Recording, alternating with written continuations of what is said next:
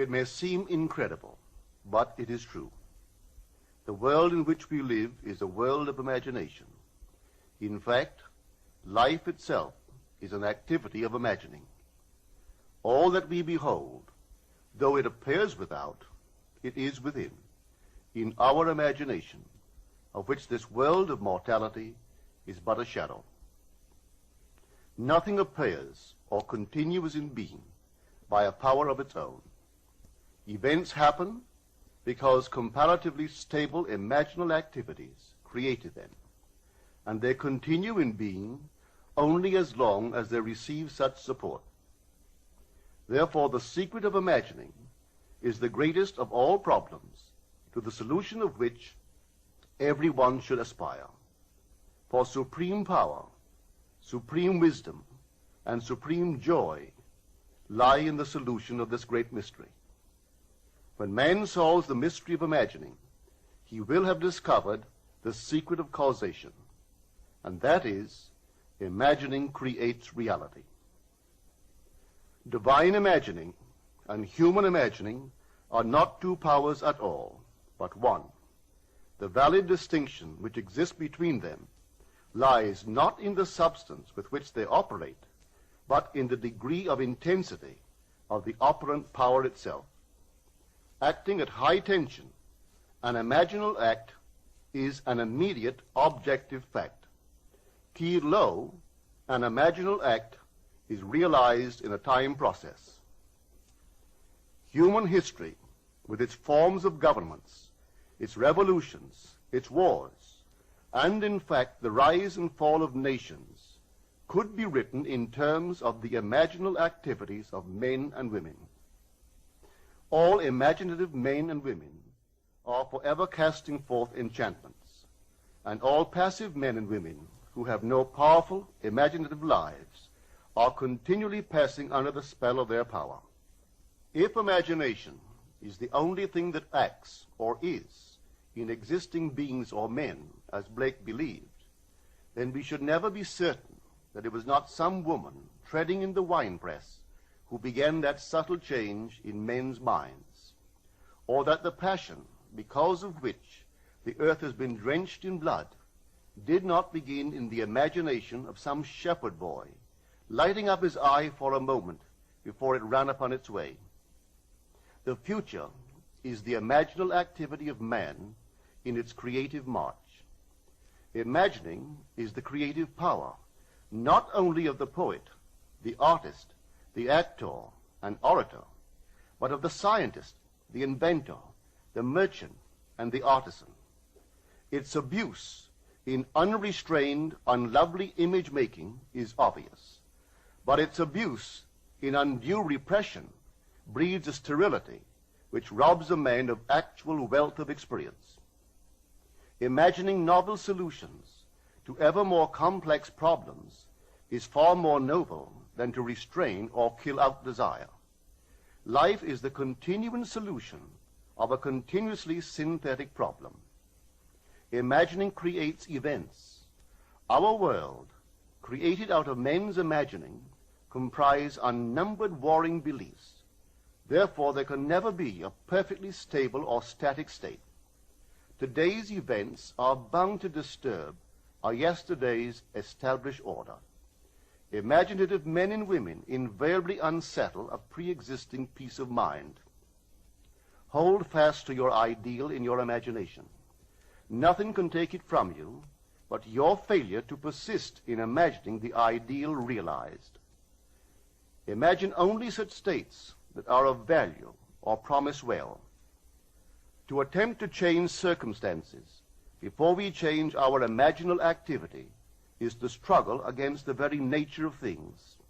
There can be no outer change until there is first an imaginal change. Everything we do, unaccompanied by an imaginal change, is but futile readjustment of surfaces. Imagining the wish fulfilled brings about a union with that state, and during that union we behave in keeping with our imaginal change. This shows us that an imaginal change will result in a change of behavior.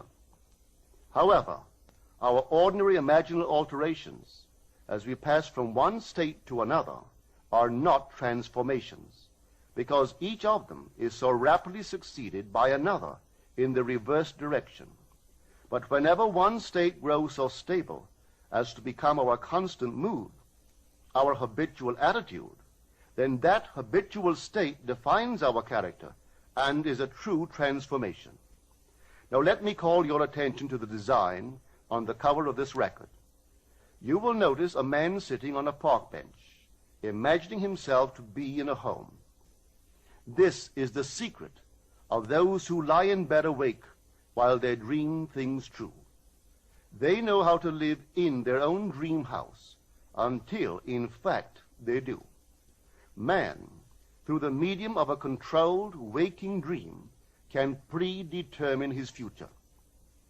That imaginal activity of living in the feeling of the wish fulfilled leads man across a bridge of incident to the fulfillment of the dream. If we live in the dream, thinking from it and not of it, then the creative power of imagining will answer our adventurous fancy, and the wish fulfilled will break in upon us and take us unawares. Man is all imagination. Therefore, man must be where he is in imagination, for his imagination is himself. To realize that imagination is not something tied to the senses or enclosed within the spatial boundary of the body is most important. Although man moves about in space by movement of his physical body, he need not be so restricted. He can move by a change in what he is aware of. However real the scene on which sight rests, man can gaze on one never before witnessed. He can always remove the mountain if it upsets his concept of what life ought to be.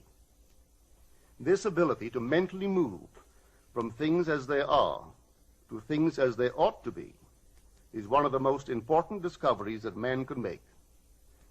It reveals man as a center of imagining, with powers of intervention which enable him to alter the course of observed events, moving from success to success through a series of mental transformations of nature, of others, and himself. How does he do it? Self-abandonment. That is the secret. He has to abandon himself mentally to his wish fulfilled, in his love for that state, and in so doing live in the new state and no more in the old state. Now, we can't commit ourselves to what we do not love. So the secret of self-commission is faith plus love. Faith is believing what is incredible. We commit ourselves to the feeling of the wish fulfilled, in faith that this act of self-commission will become a reality, and it will, because imagining creates reality. Imagination is both conservative and transformative. It is conservative when it builds its world from images supplied by memory and the evidence of the senses. It is creatively transformative when it imagines things as they ought to be, building its world out of the generous dreams of fancy. In the procession of images, the ones that take precedence naturally are those of the senses. Nevertheless, a present sense impression is only an image. It does not differ in nature from a memory image or the image of a wish.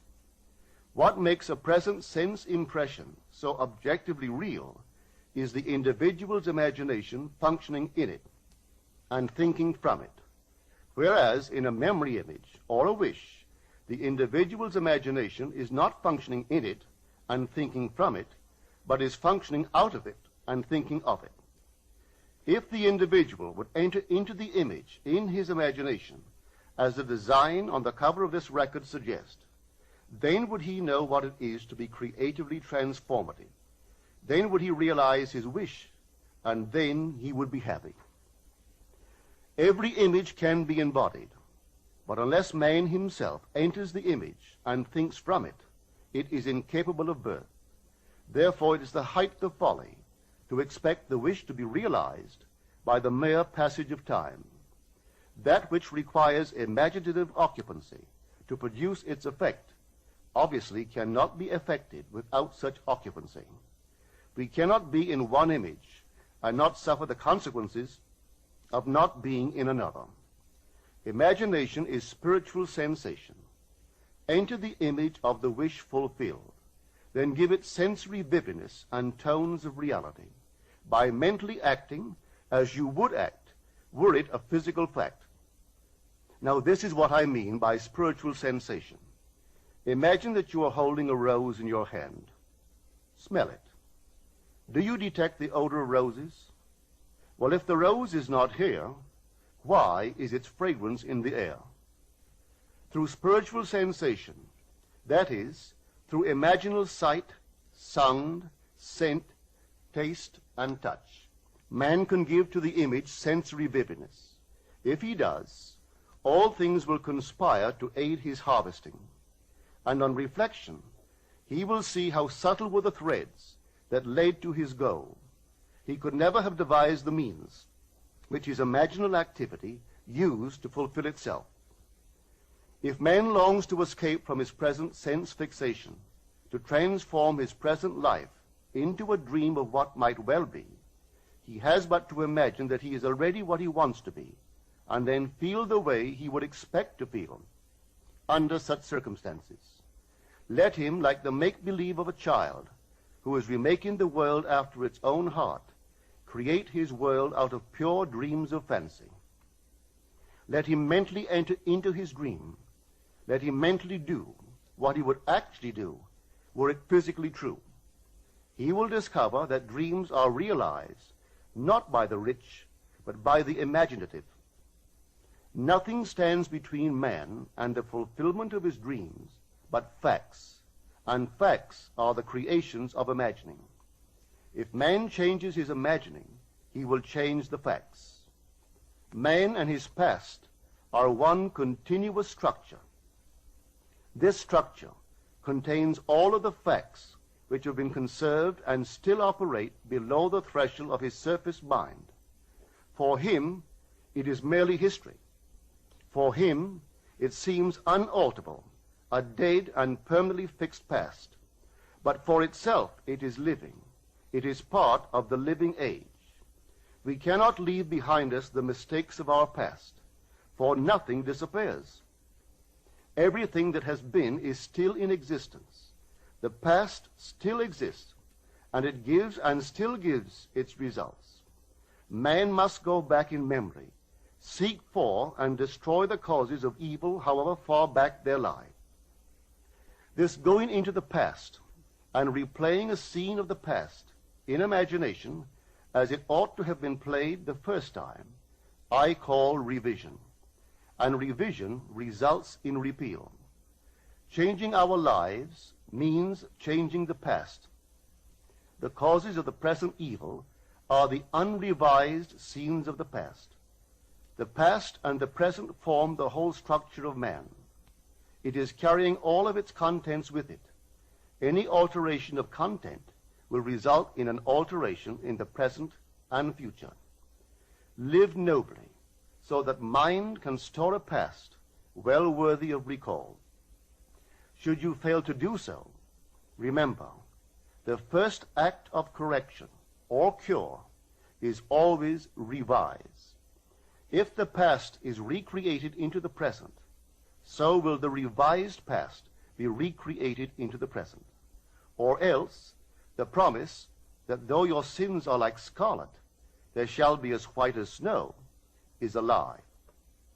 The question may arise as to how, by representing others to ourselves as better than they really were, or mentally rewriting a letter to make it conform to our wish, or by revising the scene of an accident, the interview with the employer, and so on, could change what seems to be the unalterable facts of the past. But remember my claims for imagining. Imagining creates reality. What it makes, it can unmake. It is not only conservative, building a life from images supplied by memory, it is also creatively transformative, altering a theme already in being. The parable of the unjust steward gives the answer to this question. We can alter our world by means of a certain illegal practice, by means of a falsification of the facts, that is, by means of a certain intentional alteration of that which we have experienced, and all this is done in one's own imagination. This is a form of falsehood which not only is not condemned, but is actually approved in the gospel teaching. By means of such a falsehood, a man destroys the causes of evil and acquires friends, and on the strength of this revision proves, judging by the high praise the unjust steward received from his master, that he is deserving of confidence. Because imagining creates reality, we can carry revision to the extreme and revise a scene that would be otherwise unforgivable. We learn to distinguish between man, who is all imagination, from those states into which he may enter. An unjust steward, looking at another's distress, will represent the other to himself as he ought to be seen. Were he himself in need, he would, like the man on the cover of this record, enter his dream house in his imagination and imagine what he would see and how things would seem and how people would act after these things should be. Then in this state he would fall asleep, feeling the way he would expect to feel under such circumstances. Would that all the Lord's people were unjust stewards, mentally falsifying the facts of life to deliver individuals forevermore. For the imaginal change goes forward until at length the altered pattern is realized on the heights of attainment. Our future is our imaginal activity in its creative march. Imagine better than the best you know.